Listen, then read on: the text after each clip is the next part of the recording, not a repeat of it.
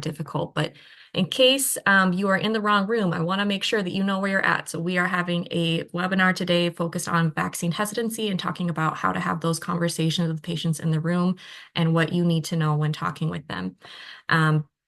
This is provided by the Iowa Medical Society and the Iowa chapter for the American Academy of Pediatrics, and we'll have our wonderful community on infectious disease panelists talking about what they are seeing in their communities. Just as a brief disclosure, we did finally get approval for CME at the last minute here, so this is approved for continuing medical education credits. We do not have any disclosures of conflict of interest for this discussion. And then I just have a couple of brief points to mention. So we, again, have our wonderful Iowa AAP Committee on Infectious Diseases with our chair, Dr. Ashlesha Kaushik. We have our two panelists as well that are also part of the committee, Dr. Stephen Rinderknecht and Dr. Dinah Conti. I will have those three introduce themselves, but I will briefly introduce our moderator, Dr. Julie Stecher, who is also a member of the Committee of Infectious Diseases, is one of the only non-Unity Point Health folks that is on with us today that is part of the panel and moderation piece. But I'm going to go ahead and hand things over to Julie to have us walk through what we're going to be talking about today. So Julie, go ahead and take it from there. Thank you. So I just have a few questions that we will kind of pose to the board, the panel here, and they can kind of walk through that. And this is kind of an open discussion. So as questions come up, you can put those in the chat or raise your hand so we can ask those questions as time allows for that. And just go ahead and introduce the speakers too. So let's start with Dr. Kaushik. If you can go ahead and introduce yourself, what you do within your role, and what you bring to the table as well as far as it comes to infectious diseases. Hi, everyone. I'm Dr. Ashlesha Kaushik. I am Medical Director of Pediatric Infectious Diseases Antimicrobial Stewardship Program in Regional CMIO at Unity Point Health in Iowa, in Sioux City. And I'm also Associate Professor of Pediatrics with the University of Iowa Carver College of Medicine. I'm CDC immunization champion for the state, and also CDC and American Academy of Pediatrics Infection Prevention and Control Ambassador for Iowa. I was also invited as visiting faculty at Harvard in that capacity. And as far as the vaccine hesitancy piece and the championing for vaccine confidence goes, I'm very passionate about talking about vaccines in general, and really having seen the VPDs firsthand, they can be really life-threatening. So it really is very near and dear to my heart to be, just preventing these dangerous, things to come from coming back. I would also like to thank Christina and Julie for this, and also the entire Committee on Infectious Diseases for American Academy of Pediatrics that I'm chairing currently. And I also want to thank Dr. Rinderknecht and Dr. Conti for being here. Also the audience and the participants, thank you all so much for being here and for joining. And I also see one of the participants is from Harvard, Julia. She's one of my co-authors on one of the vaccine hesitancy papers. So we have written a lot in the recent times, and I have been interviewed by the media. So this is a hot topic and really very timely to be discussing these concerns. So glad that we are doing this. Thank you. Absolutely. Thank you, Ashlesha. Dr. Rinderknecht, can you go next, please? Yeah, hi, I'm Steve Rinderknecht. I am a general pediatrician in Waukee, Iowa with Unity Point Clinic. I have chaired our vaccine oversight committee for many, many years, and that's kind of a leadership group within our organization that helps make vaccine decisions and provide education. I'm also in my fourth year as an NVAC member, National Vaccine Advisory Committee member, and winding that up this year. So I have a passion for vaccines. I used to do vaccine clinical trials. I was really involved in those several years back, but have not participated recently. But again, I just have a passion in this area and happy to join the panel and offer what I can. Thank you. Thank you. And last but certainly not least, Dr. Conti. Hi, I'm Dinah Conti. I am a pediatrician at Unity Point Clinic in Cedar Rapids. I'm the pediatric medical director for our region and vaccine champion for our region as well. And I've done other panel discussions on vaccines, none on vaccine hesitancy, but most notably on HPV vaccines, and have a podcast that I did with Unity Point about a year ago on the most recent data for the efficacy of the vaccine. Fantastic. Thank you so much. And Dr. Stecher, walk us through some of the questions that we have for our panelists here today. Okay. I'd like to just start with kind of what are the main causes of vaccine hesitancy that you see, and how can you adapt your approach to the difference in the concerns? I think I can start off by saying that we are well aware of the fact that right now what we are seeing is unprecedented. I think there is a great flow of misinformation. I guess that's contributing to the rising trends in vaccine hesitancy. That being said, vaccine confidence remains, pretty high as well. So we really need to remember that going forward, that we as pediatricians and pediatric infectious disease specialists and all like subspecialists can really be the voice for children and really promote the vaccines, because vaccines have saved millions of lives. And I think the misinformation is just like it's trending up these days, but then just to remember that people are probably not aware about the seriousness of the disease itself. There was a recent CNN poll that showed that almost, half of the population, like whatever parents were sampled, were actually not really aware about the seriousness of the disease, measles itself, right? They were not aware about how measles can be dangerous. Like they were just thinking that it can be just a regular run-of-the-mill cold, cough cold kind of an illness, not really, so threatening, life-threatening, and even like in the past 2 decades, we have not seen any deaths, and this time, unfortunately, we have had two pediatric deaths, which is very, very unfortunate. So I think we need to raise the meter of really educating and talking like at every level, not just the pediatricians, not just the peds specialists, at every level, like our very, competent nurse practitioners, our family medicine friends, surgery friends, everybody needs to, tell them that, yeah, hey, is your child completely vaccinated? There's a big bad outbreak going on right now, which is spreading like wildfire. So we really need to be on our, just to have the messaging be there. And I think we are doing the job, but we just need more hands on the deck, I guess, all hands on deck. I think in my practice, I've seen the same things that Dr. Kaushik has too.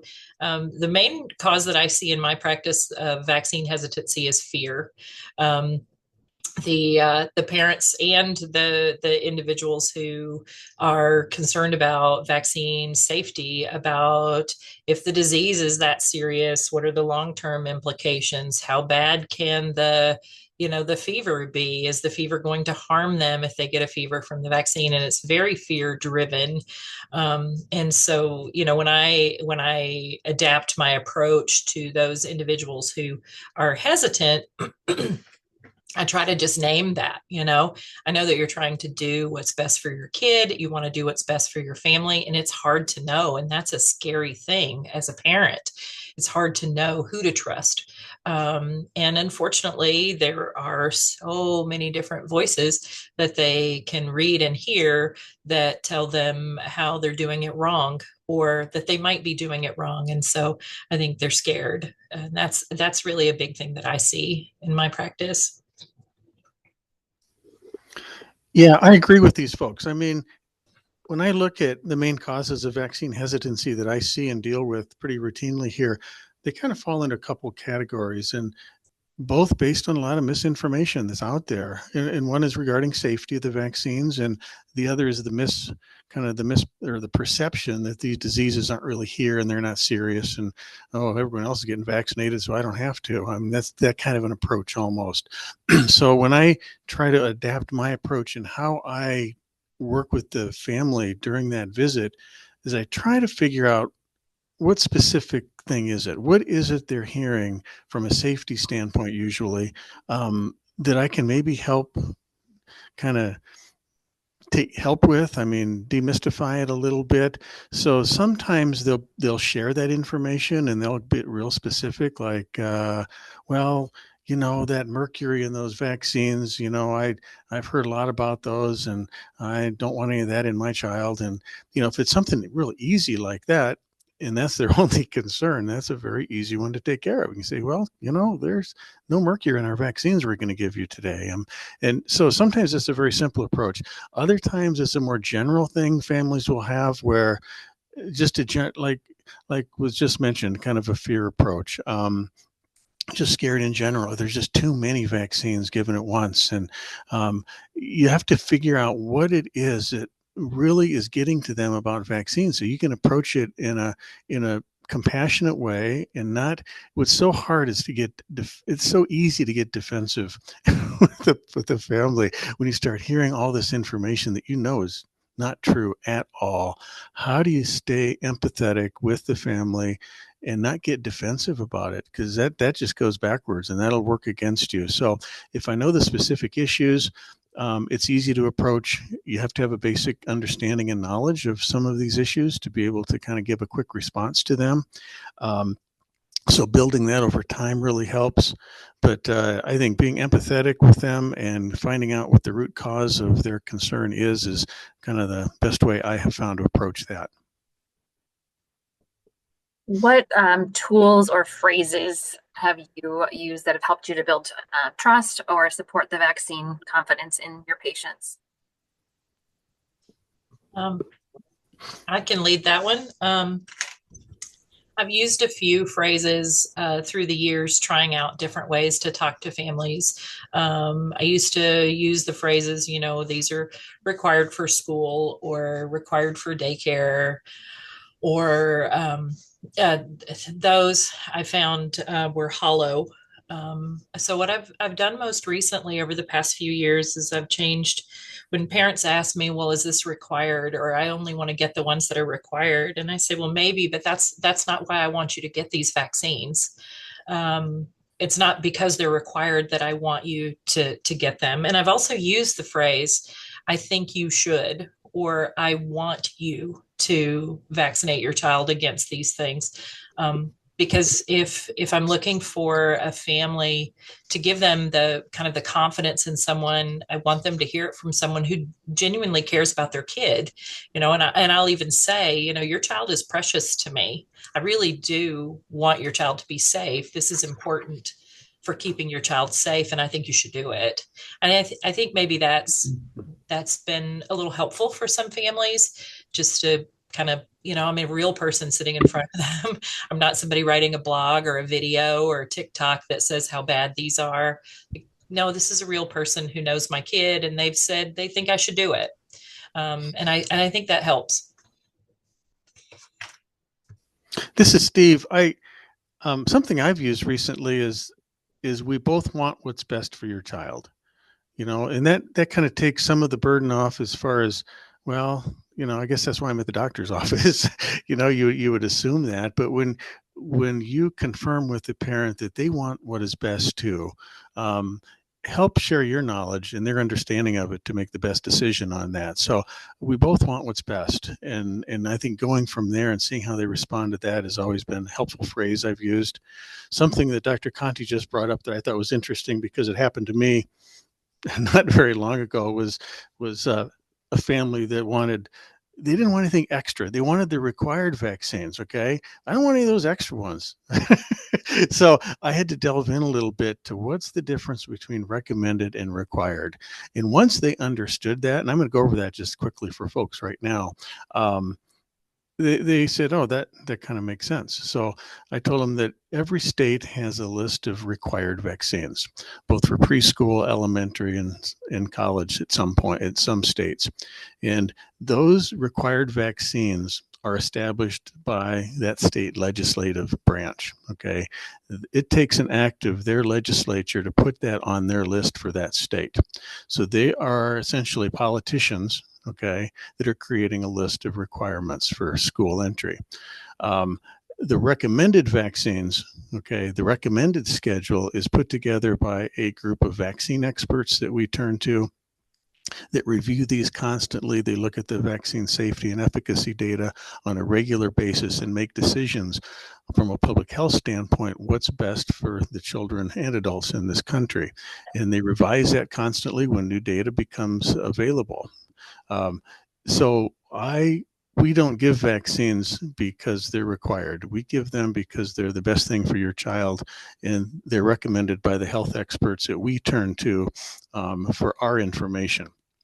And so, do you think, there's a lot of vaccines that aren't required in the state of Iowa, but, hepatitis A, rotavirus, mumps vaccine, HPV, Men B. I mean, we got a long list there. I don't want the family to feel that because it's not required, it's not as important. Okay. And they get that feeling. They say, I don't want anything extra. I just want the required ones. Well, it's not a list of what's important and what's not. We don't rank them that way. These are all important vaccines, and they cause potentially very deadly diseases. So I think that required versus recommended, whenever I hear that come up, I try to squelch that required thing real quickly. But just wanted to share. Thanks. Yep, I would completely agree with both Dr. Conti and Dr. Rinderknecht. Sometimes in my capacity as a pediatric infectious disease specialist, I do see like kids that are not completely vaccinated or, kind of lagging behind and stuff like that. So once we are done with our regular ID stuff chat for which they have been referred to me, I usually, visit the question of vaccines and sit down with them if they have, any lengthy questions, etc. Mostly it's like the phrases that I use are, okay, I see that you are still, you did not receive your rota till now. Why not? Just go ahead and make that appointment. Or do you want us to give the child? We can go ahead and give it today in our office. And they'll be like, oh, can the child be getting it right now in your office? Like they're like, so that kind of generates an interest if, a specialist office can quickly provide them the vaccine right there. So that's one thing. And then the other thing, if they are still, if they have an appointment right coming up next day or next 2 days in their PCP's office right down the lane, then, that's another thing. But certainly a reminder right there, like, hey, you are missing out on this. Would you like, we just need you to be caught up on this. And when I see you in 3 months, you will be getting it. So like, I think 2 days ago, I saw a baby with congenital syphilis would be following up with me in another 6 months. So by that time would be, getting all the infant vaccines. So I told them, so by the time you come to see me next time, you'll be, done with the 6 month shots. How good will be that? So keep on doing the good work. But to me, you come for your other things. But then, in the interim, you do see your PCP and get all those vaccines. And if they still fall short, then we do that in our office. But sometimes that gentle reminder. Now, most of the families are good with that. They are good with our presumptive recommendations, and they are, they are fine. But then if a patient has a question like a parent, then it's like a case by case basis. You usually just answer that question, as Dr. Rinderknecht mentioned, and that's the end of it. Or Dr. Conti, if they have something about fever or something, you just address that thing right away. You say, hey, this will give you a little bit of fever, but then, you just take Tylenol or like any antipyretic for that. And that's will be it. So we did like we are involved in an Iowa AAP grant as well, with the national AAP, and we are doing an HPV vaccination community project, and which has been also very, very successful. And that's also one of the infectious disease committee activities. So that I'm, very pleased to say that we were able to reach some communities in that setting, and they had questions about fever. They had questions about what side effects will we have, and it's just a simple question. It just needs a simple, straightforward answer, and you are as an expert just answering those. So just giving you a perspective. It's not just like everybody who gets the vaccine. Usually, 90% of those probably will have some questions, and same applies to our younger kiddos' parents also. So if they have questions, just answer that. Now, then there'll be one single or, maybe a very small percentage of the outlier parents, then, those who will be really hesitant about it. And then a very few will be absolutely refusing, or, the people that are on the other end of the spectrum. So then the slightly hesitant parents, then you take a different approach. You sit down with them, you ask them questions. So like my favorite question to them is an open-ended beginning, or an open-ending, like a start to the conversation, just to have the, just as an icebreaker. So what do you think? So you haven't had the MMR vaccine till now. Why so? Like, can you tell me, like, why? What was the reasoning behind it? Then they can open up a little bit, and then you can carry on the conversation. So it's always like on a case by case basis. So, thank you. Well, and I think coming from a place of like gathering knowledge or wanting to learn, like you said, Dr. Kaushik, well, how come? Can you tell me I'd like to know more about why you've chosen not to have the MMR vaccine or whatever. Can you tell me more about that? Rather than going, are you nuts? Why didn't you get this? Right. And it's very difficult, as Dr. Rinderknecht also mentioned, and Dr. Conti, you just, hit the nail on the head. It's like you have to be very patient, and because ultimately you just have to be prepared to answer their concerns, right? So That's so true. You can't always just say what you would like to, because it's probably not going to go over very well. But it's a frustrating thing. How can healthcare providers stay more grounded and avoid the frustration with how things are getting worse and worse with the misinformation and the trust in healthcare and our government? How can we stay aloof to that? That's tough. I don't know that anybody has the perfect answer to that, although if Dr. Rinderknecht or Dr. Kaushik do, I'm ready to listen to. I do think it's important not to take it personally. This is, a parent choosing not to vaccinate their child isn't an attack on me. It's hard not to think to myself, well, they're taking advantage of everybody else in the community who's willing to vaccinate their child so that their kid doesn't have to get one and their kid will be protected anyway. It's hard for me not to sometimes see that. But when they are telling me why they don't want to or why they don't trust it, it's not about me, it's about them. And so I kind of have to remind myself, okay, turn it back, it's not about me.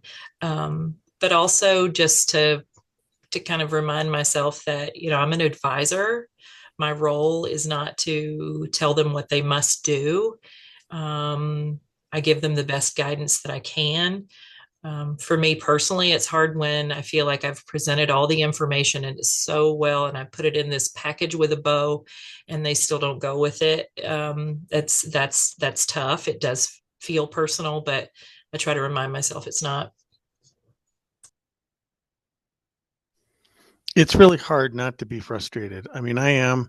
This used to be mostly a social media campaign against vaccines, but now, with national health leadership kind of joining in with some of this too, it makes it really hard, and for people to avoid that, it's difficult, and so it's a real frustrating thing. I think my recommendation would be just we got to kind of hold in there with what's right. I mean, we know that in the end, science and data will support us and what we do, the decisions we make, and we need to make sure we stick with that and share that as best we can in a caring, empathetic way for the easy ways that people have to get out into strange areas when it comes to science in general. So I think we just have to hold our own and kind of keep doing what we've done for many years, but realizing that it's a little trickier now.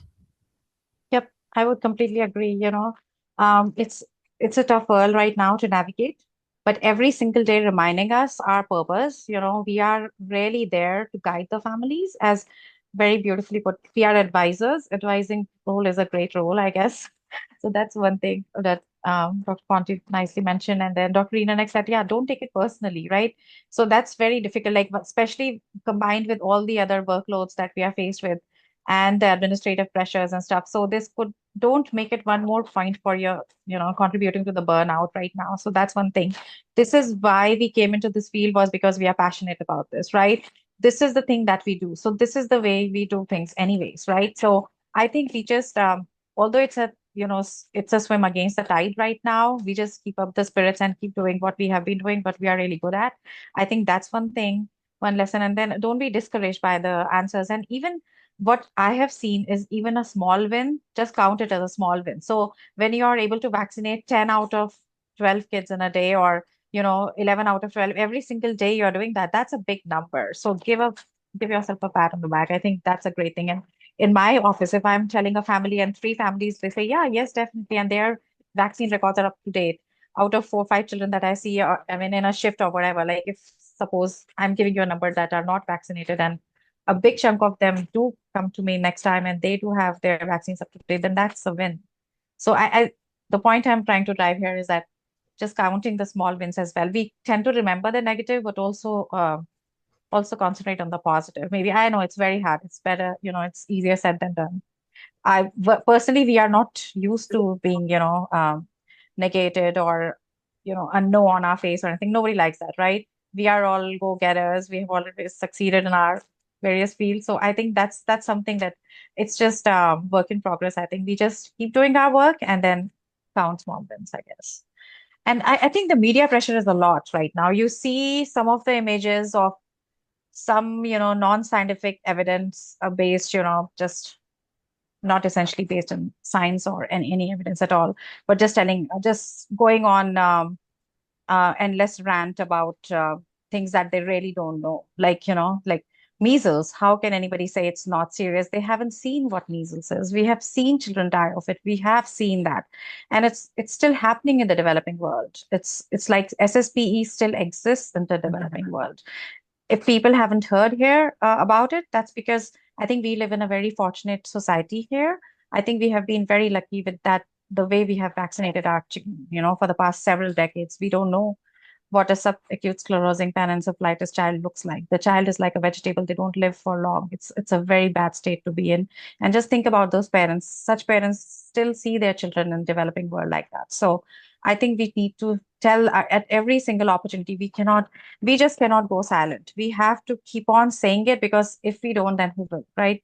We have to be the messengers, and because that's what we are in here for. Can I ask a question? Yeah. Yeah, so my question was related to what is your take on keeping the kids who do not plan to vaccinate going forward?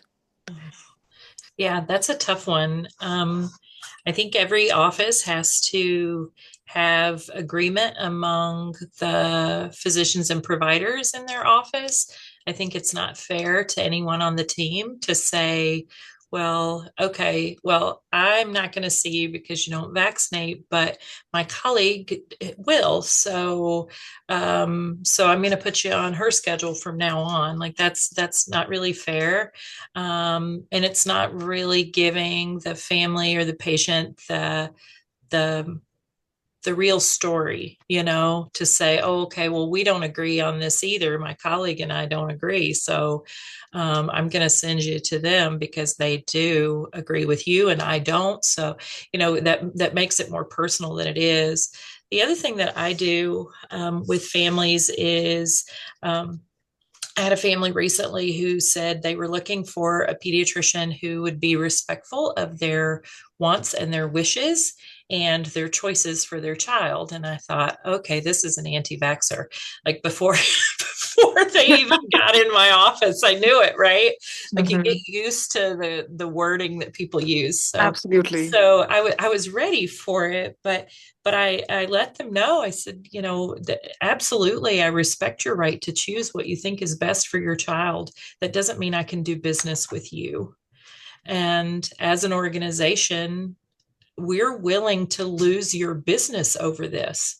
That's how strongly we believe that we're recommending the right thing, that we're recommending the healthy option, that this is the safest way for your child to be healthy and live a long life. That if we can't agree on this isn't the right place for you, and I'm willing to let you go. Because for a lot of people, they really do think, well, some doctors are in it for the money, this is all business to them. They don't care. Nope. You know what? I'm willing to let you go. Like that's how important this is to me. Mm-hmm. Yeah, that's always a really hard it's always a hard discussion. Now, what I have used several times, and I agree, this has to be a clinic decision, okay, whether you will retain patients that are unvaccinated or not, or have significantly deviated schedules. It should, and the AAP gives some leeway on this. Dismissing a family or a patient from your office because they're not vaccinated should be a last resort. Okay, I think you need to do what you can to build that trust and get that child vaccinated.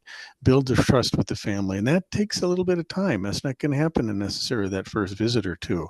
So I think when it comes to discussing removal from an office, that needs to be a last resort. Some people jump to that too quick because they don't want to bother talking about this all the time.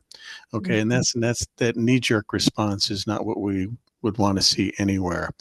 When it gets to the point I can tell I'm not making much headway with I'm kind of hitting that brick wall, and I can tell this isn't we're not going to be vaccinated soon.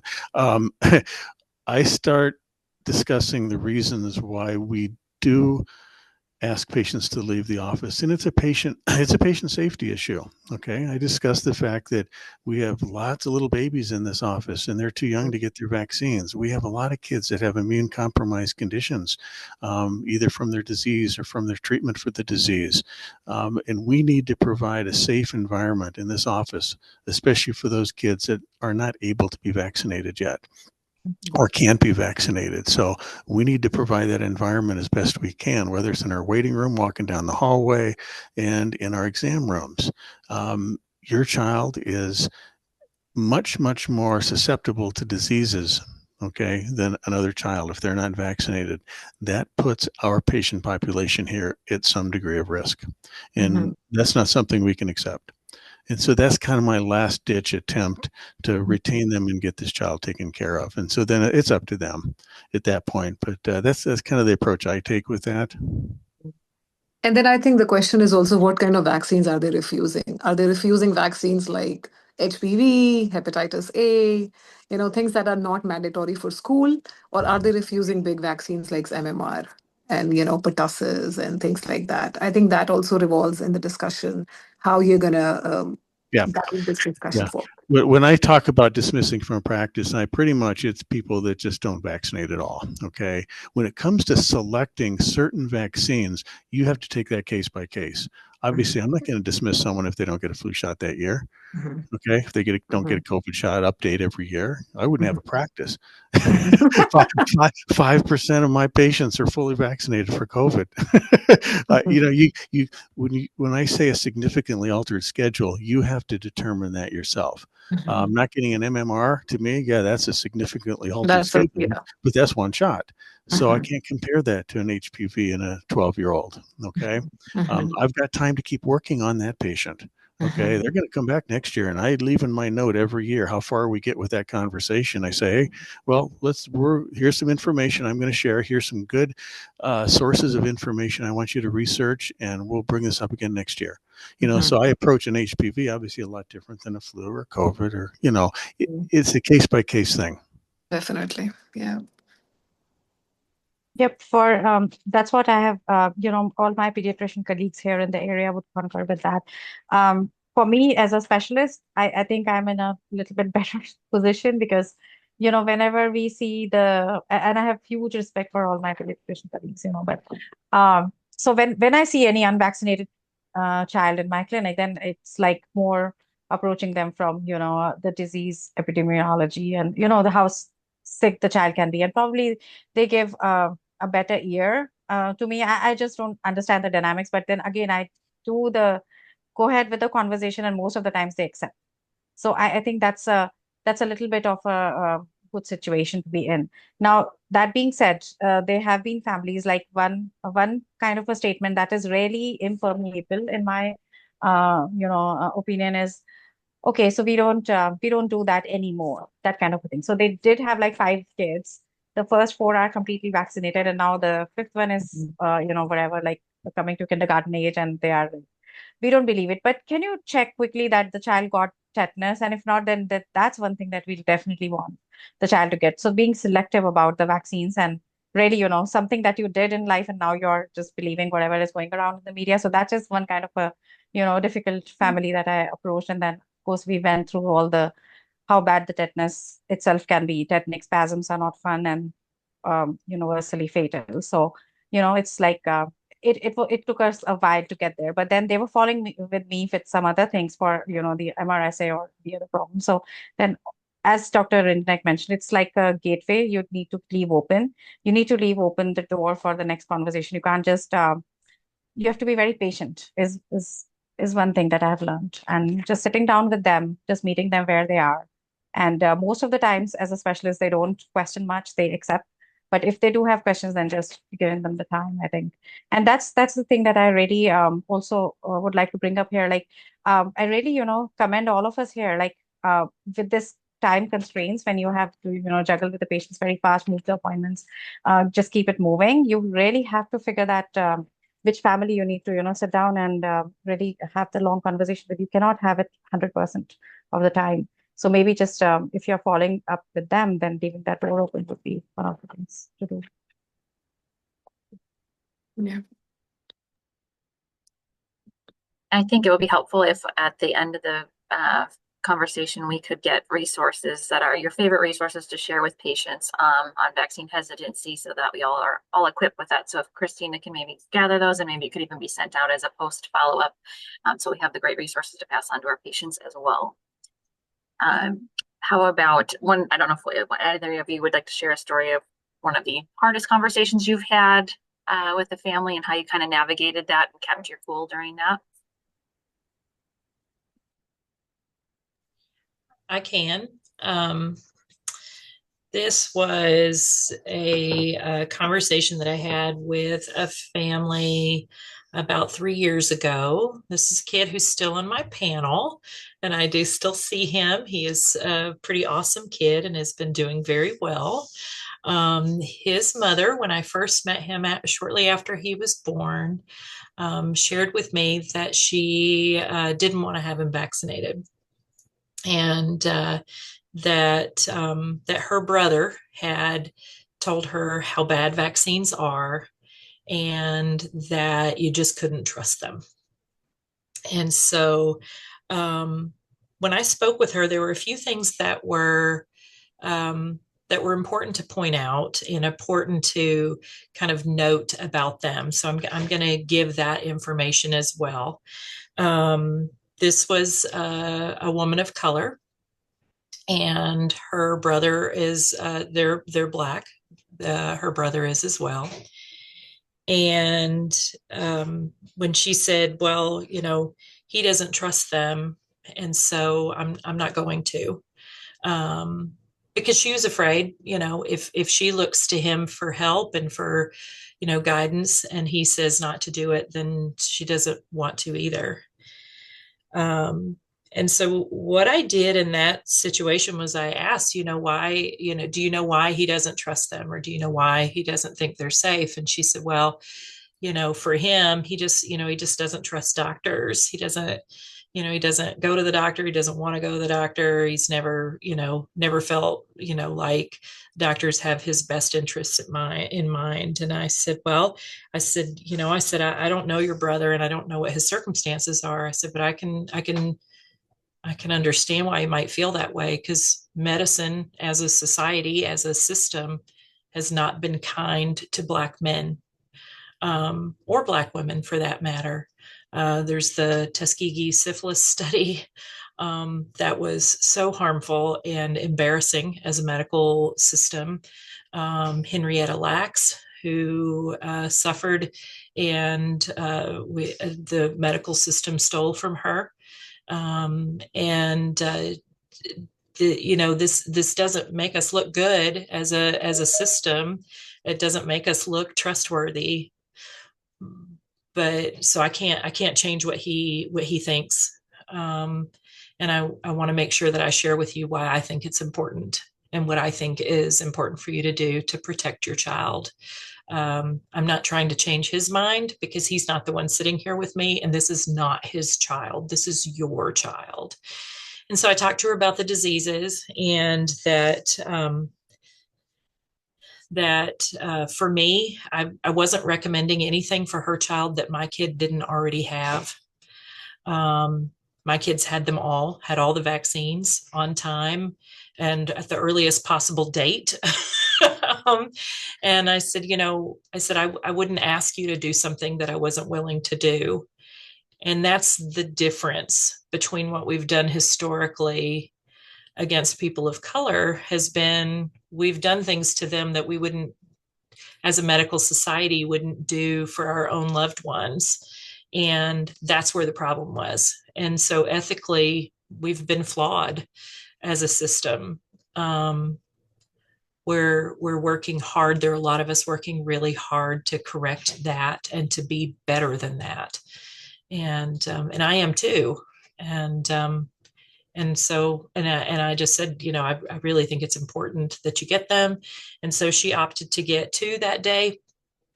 And then she had spaced them out so that the one she didn't get the previous time, she got that one at the 4-month visit.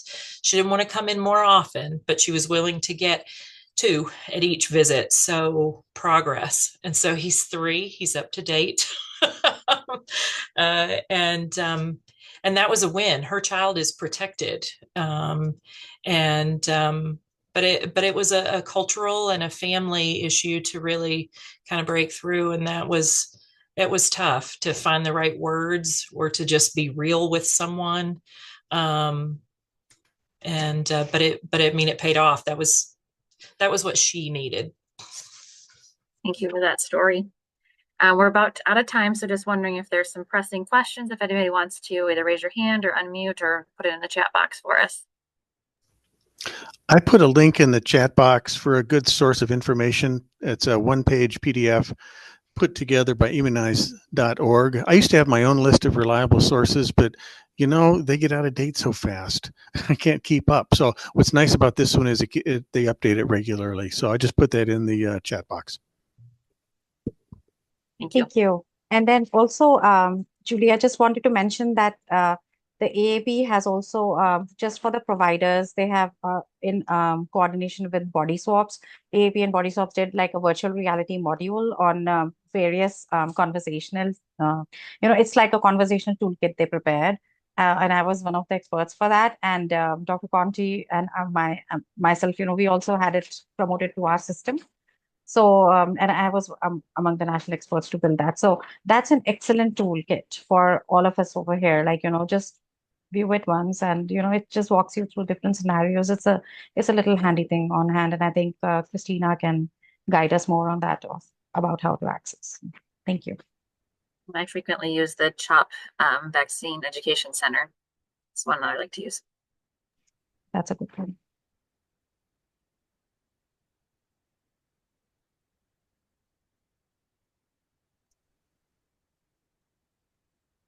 Well, oh, sorry, Taylor, go ahead.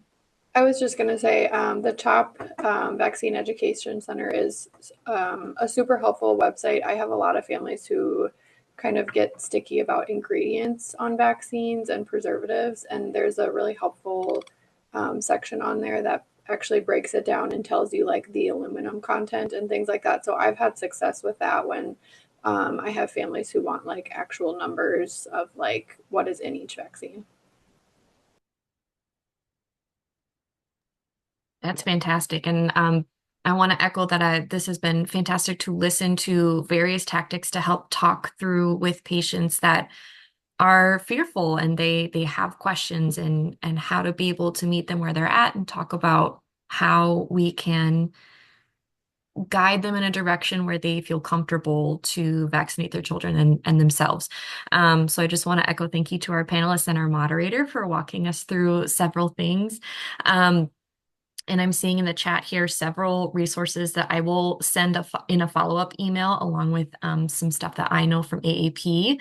We're right at time, but I will be sticking around. I think some of our panelists have some time. If there are any other questions, feel free to let us know.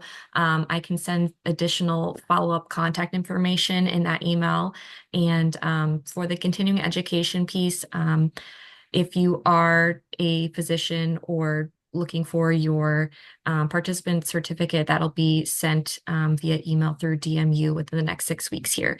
But I want to echo thank you all so much for spending pretty much your hour with us today. You could have been doing anything on Cinco de Mayo, but you sat down with us to talk about some really heavy conversations and how we can better help families. So thank you all so much. And I hope to see you in several other webinars in the future. And please stay in touch and let us know if you have any questions or even success stories that we can really just celebrate those small wins like Dr. Kaushik and all of our panelists have echoed. So just very thankful for you all today and enjoy the rest of your Monday.